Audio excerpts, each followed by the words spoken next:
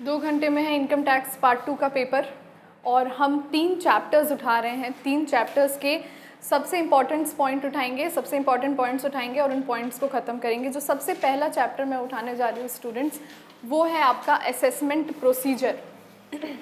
Is it chapter number 21 assessment procedure? Okay,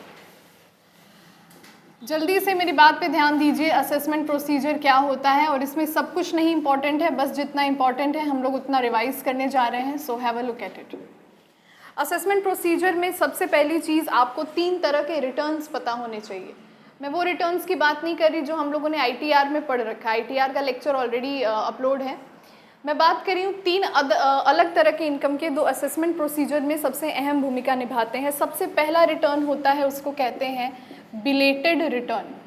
दूसरा return होता है जिसको हम कहते हैं रिवाइज्ड रिटर्न, और जो तीसरा रिटर्न होता है उसको हम कहते हैं डिफेक्टिव रिटर्न। बहुत ध्यान से मेरी बात सुनना, बस इसमें ज़रा सेक्शन देख लो। तुम्हारा जो बिलेटेड रिटर्न है वो सेक्शन 139 सब सेक्शन 4 में फाइल होता है।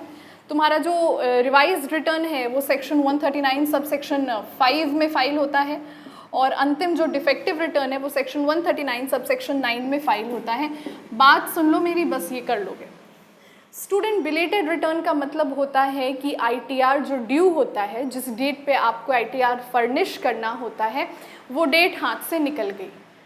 अब क्या करे SSE? हो सकता है किसी जेन्युइन रीज़न के कारण वो अपनी रिटर्न फाइल करने में असमर्थ रहा, तो ऐसे में SSE बिलेटेड रिटर्न को फाइल करता है।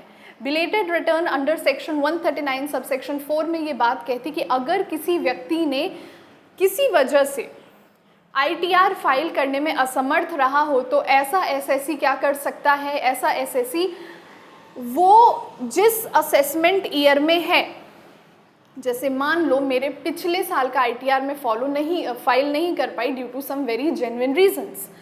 अब इस साल के ख़त्म होने के 3 महीने पहले, साल ख़त्म कब होगा? 31 मार्च। मुझे उससे 3 महीने पहले, मतलब किसी भी हाल में 31 जनवरी तक बिलेटेड रिटर्न को फाइल करके सबमिट कर देना है। यही है बिलेटेड रिटर्न। तो 31 जनवरी तक पिछले साल का फाइल कर देंगे, फिर ये 31 मार्च में जो इस साल है उसको फाइल कर देंगे। Is it okay? इसके अलावा कुछ इसमें सोचना नहीं। दूसरी मैं बात कर रही हूँ स्टूडेंट्स, रिवाइज्ड रिटर्न। कभी कभी हम जो रिटर्न फाइल करते हैं उसमें हमारा कुछ इनकम छूट जाता है, गलती हो जाती है, ओमिशन हो गया, या हमारी कोई एक्सपेक्टेड इनकम जो हमें उम्मीद थी वो उससे ज़्यादा निकल आई। तो रिवाइज्ड, तो आगे स्क्रूटनी ना बैठे या फेसलेस ज्यूरिडिक्शन ना बैठे, उससे बचने के लिए आप एक रिवाइज्ड रिटर्न फाइल करते हो, और ये रिटर्न आपका फाइल होता है सेक्शन 139 सब सेक्शन 5 में। रिवाइज्ड रिटर्न ये बात कहता है कि यदि SSE द्वारा कोई इनकम पिछले साल की छूट गई है, अगेन इस साल के 3 महीने ख़त्म होने से पहले वही 31 जनवरी, इस साल के 3 महीने ख़त्म होने से पहले उस इनकम के लिए एक रिवाइज्ड रिटर्न आप फाइल कर दीजिए। और इसके साथ साथ एक नई वर्ड देखोगे यहाँ पे, इसके साथ साथ यहाँ पे एक और बात कही गई है कि ये जो रिवाइज्ड रिटर्न आप फाइल करते हैं, ये revised return 31 December of the relevant assessment year, not 31 जनवरी, 31 दिसंबर तक फाइल कर दी जानी चाहिए। Is that okay? Is that okay? Completely okay. क्योंकि 3 महीना है तो जनवरी फरवरी मार्च से पहले करोगे ना। 3 महीना छोड़ना है तो जनवरी फरवरी मार्च से पहले करोगे, तो कब करोगे? 31 दिसंबर। पिछले वाले में भी बिलेटेड रिटर्न में आई थिंक मैंने गलती 31 जनवरी बोल दिया था, it is also 31 December because we have to leave the last 3 month. Okay, अंतिम बात करते हैं डिफेक्टिव रिटर्न ऑफ इनकम, जो सेक्शन 139 सब सेक्शन 9 में कवर होता है। तीनों में ये सबसे ज़्यादा इंपॉर्टेंट है, और तीनों के सेक्शंस भी बड़े इंपॉर्टेंट हैं। ध्यान दो, अगर कोई SSE ITR अपना file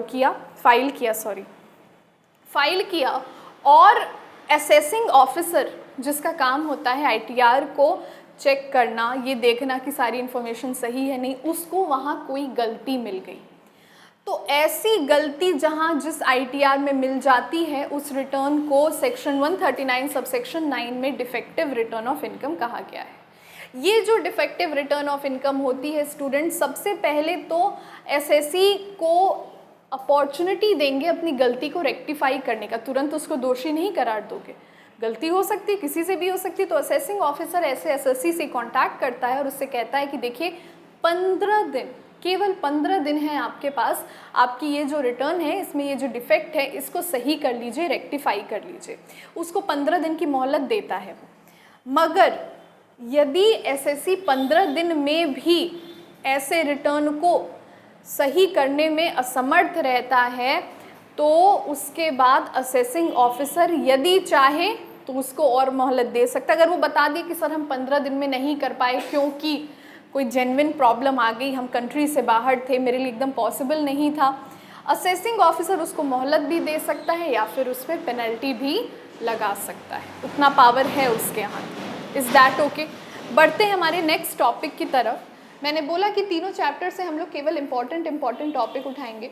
the next topic is, एक छोटा सा हमारे पास छोटी सी इंफॉर्मेशन है कि pan is very important, permanent account number. बहुत ध्यान से पैन के बारे में सुनो, केवल सुनो, नोट्स हैं तुम लोगों के पास, पढ़ लो कि उससे एक बार पैन के से खुद से देखो स्टूडेंट्स। परमानेंट अकाउंट नंबर जैसे आधार कार्ड तुम्हारे इंडियन सिटीज़न होने का पहचान होता है, ठीक है, परमानेंट अकाउंट नंबर पैन भी किसी तरह से उससे कम नहीं होता है, बस वो एक इकोनॉमिक एक्टिविटी का आधार कार्ड मानो। देश में जितनी भी आर्थिक क्रियाएं संभव हो पाती हैं वो पैन कार्ड के ही वजह से संभव हो पाती हैं। कहीं कहीं तो पहचान में आपका आधार पैन दोनों मांगता है, और अब तो लिंक करने का डेट बीत गया, शायद 31 जून ही था, नहीं 31 जून था, 31 मई था, जून है 30 जून है, 31 जून है, 30 जून है। देखो पैन का क्या होता है, जो इनकम टैक्स डिपार्टमेंट है, इनकम टैक्स डिपार्टमेंट वो पैन कार्ड का नंबर सबको इशू करता है। ये जो पैन कार्ड का नंबर है ये बहुत इंपॉर्टेंट होता है इनकम टैक्स फाइल करने में। मतलब एक छोटी सी बात समझो, तुम लोग जब नेक्स्ट सेमेस्टर में जाओगे, एडमिशन फॉर्म फाइल करते हो, तो पिछले सेमेस्टर का रोल नंबर मांगता है कि नहीं मांगता है, रजिस्ट्रेशन नंबर मांगता है। ठीक उसी तरह जब तुम इनकम टैक्स को फाइल करते हो तो तुमसे तुम्हारा पैन कार्ड नंबर मांगेगा।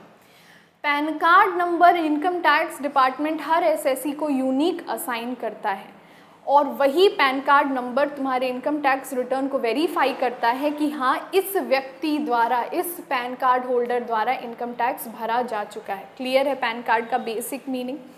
अच्छा, उसके बाद जब आप आईटीआर फॉलो करते हो तो इस पैन कार्ड के साथ साथ आपको चालान भी जमा करना होता है, और चालान के साथ साथ कॉरेस्पॉन्डेंसेस, मतलब ऐसे कोई डॉक्यूमेंट्स जो तुमको लगता है आवश्यक हैं डिडक्शंस को क्लेम करने के लिए या व्हाटएवर, अगर असेसिंग ऑफिसर कुछ डॉक्यूमेंट्स बोल देता है तो वो भी आप उसमें अटैच कर देते हो।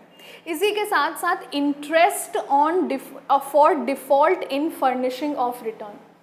अगर आपका आईटीआर भरने में कोई डिफ़ॉल्ट हो गया और वो डिफ़ॉल्ट आप मोहलत देने के बाद भी सही नहीं कर रहे हैं, तो यहाँ पे असेसिंग ऑफिसर के पास पावर है कि वो 1% के सिंपल इंटरेस्ट से पर मंथ आपके ऊपर ब्याज लगा सकता है, तब तक जब तक आप अपनी गलती को सही नहीं कर लेते। Is that okay?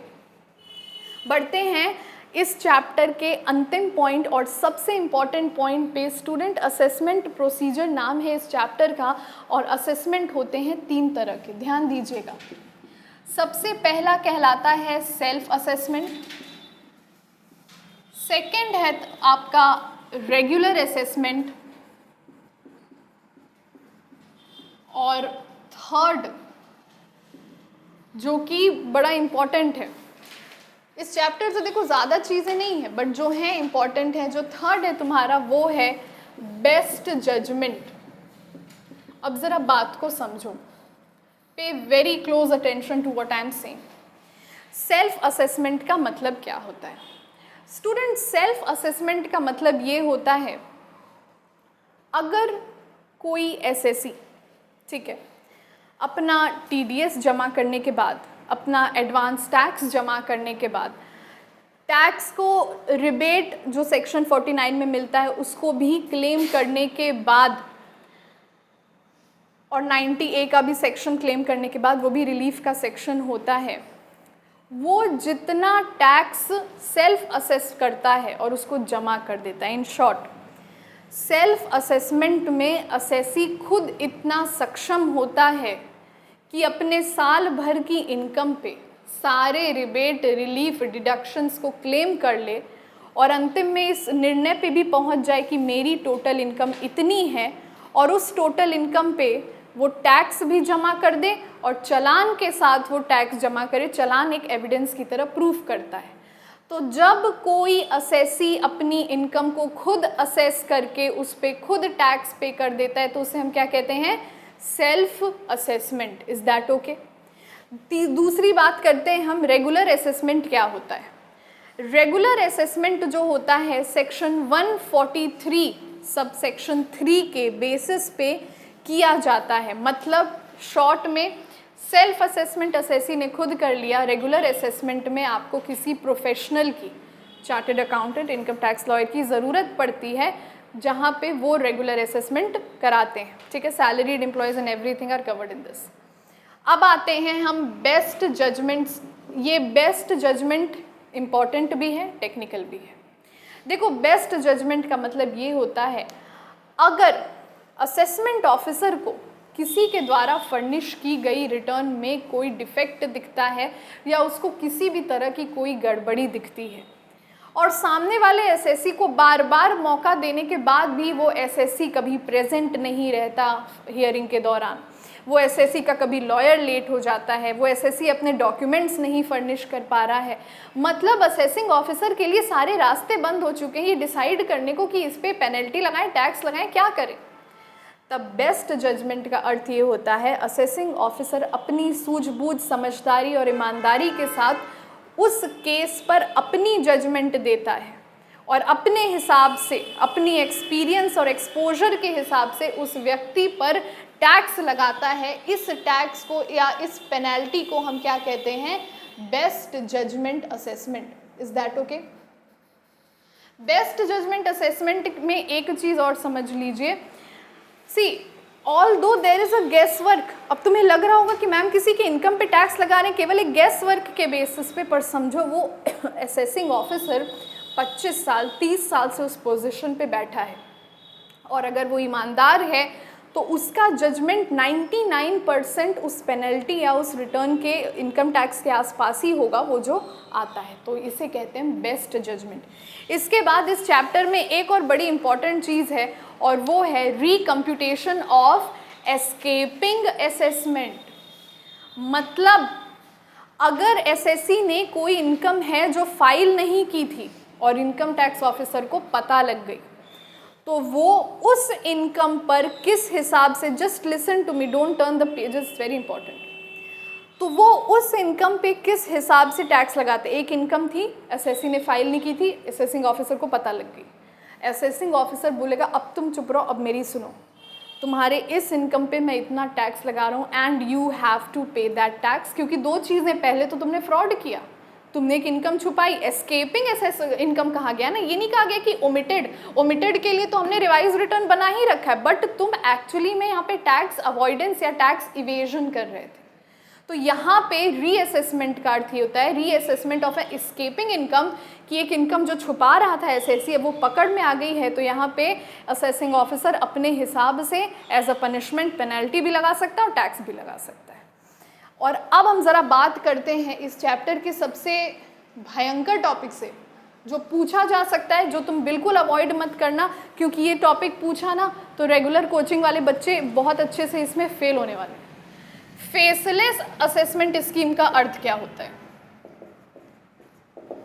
फेसलेस, बहुत ध्यान से सुनना, छोटी सी कहानी है स्टूडेंट्स। पहले क्या होता था? फेसलेस असेसमेंट स्कीम के आने से क्या पहले होता था? जनरली जो अब नई सरकार हमारे देश में चल रही है 10 सालों से, उसकी बात कर रहे हैं। स्क्रूटनी बैठती थी। स्क्रूटनी का मतलब ये होता था, कभी तुम्हारे स्कूल में इंस्पेक्शन के लिए कॉपीज जाती हैं ना, टीचर ले जाते हैं, और उसमें होता क्या है, प्रिंसिपल साहब जो होते हैं स्कूल के, वो 3-4 कॉपी निकाल के देख लेते हैं, वहीं से समझ जाते हैं कि बच्चे पढ़ाई कर कैसी रहे हैं। अगर 50 बच्चे हैं वो लगभग 6-7 कॉपी निकालते हैं। इंस्पेक्शन, ये होता था स्क्रूटनी। पहले चीज़ें डिजिटल फॉर्म में जब नहीं थी, असेसिंग ऑफिसर के पास ऐसे ऐसे बंडल्स जाते थे आईटीआर के, और असेसिंग ऑफिसर किसी एक बंडल में से कोई एक आईटीआर निकाल लेता था, इनकम टैक्स रिटर्न, और बोलता था इस एसएससी को बुलाओ। ज़रूरी नहीं है वो एसएससी रॉन्ग हो, सही हो, हम बस रेक्टिफाई कर रहे हैं कि एक रैंडम टैक्स पेयर किस तरह से इनकम कमा रहा है और क्या वो टैक्स सही जमा कर रहा है या नहीं कर रहा है।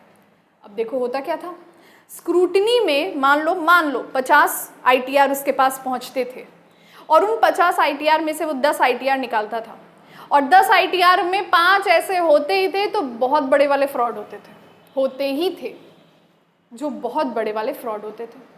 अब ये जो फ्रॉड वाले होते थे अपने सीए को फ़ोन करते थे, साहब स्क्रूटनी का कॉल आ गया, नोटिस आई है स्क्रूटनी की। सीए और एसएससी दोनों पागल हो चुके हैं। अब यहाँ पे सीए क्या क्या करता था, मैं सीए को बदनाम नहीं कर रही हूँ, जो चीज़ें होती हैं वो मैं बता रही हूँ, होती थी। जज को खरीदने की कोशिश, असेसिंग ऑफिसर को खरीदने की कोशिश, ये सारी चीज़ें आ गई सरकार के नज़र में, और सरकार ने बोला कि जब सीए और असेसिंग ऑफिसर या आपका इनकम टैक्स लॉयर और असेसिंग ऑफिसर एक दूसरे को जानेंगे ही नहीं तो कहाँ से लेन देन करेंगे। और जब वो उस एरिया का असेसिंग ऑफिसर भी नहीं रहेगा, उस एरिया का सीए भी नहीं रहेगा, तब तो लेन देन कर ही नहीं सकते। हम गोरखपुर के निवासी, हमारे असेसिंग ऑफिसर त्रिवेंद्रम के, करिए अब लेन देन, नॉट पॉसिबल। तो इसको कर दिया फेसलेस, मतलब पूरा केस ऑनलाइन मोड में लड़ा जाएगा, इस तरह से कि जो असेसिंग ऑफिसर है और जो सीए है और जो असेसी है एक दूसरे को देख ही नहीं पाएंगे। असेसिंग ऑफिसर तुरंत निकालेगा मिस्टर XYZ की फाइल, चलिए मिस्टर XYZ, उस स्क्रूटनी का नाम अब फेसलेस असेसमेंट हो चुका है। और फेसलेस असेसमेंट का ये अर्थ है, असेसिंग ऑफिसर कहता है कोई दिक्कत नहीं है, तुम सारे डॉक्यूमेंट्स ऑनलाइन जमा करो ना, हमारी टीम है एक्सपर्ट्स की बैठी है, NFCA की टीम बैठी है। NFCA मतलब NFCA बहुत इंपॉर्टेंट है, पूछा जा सकता है।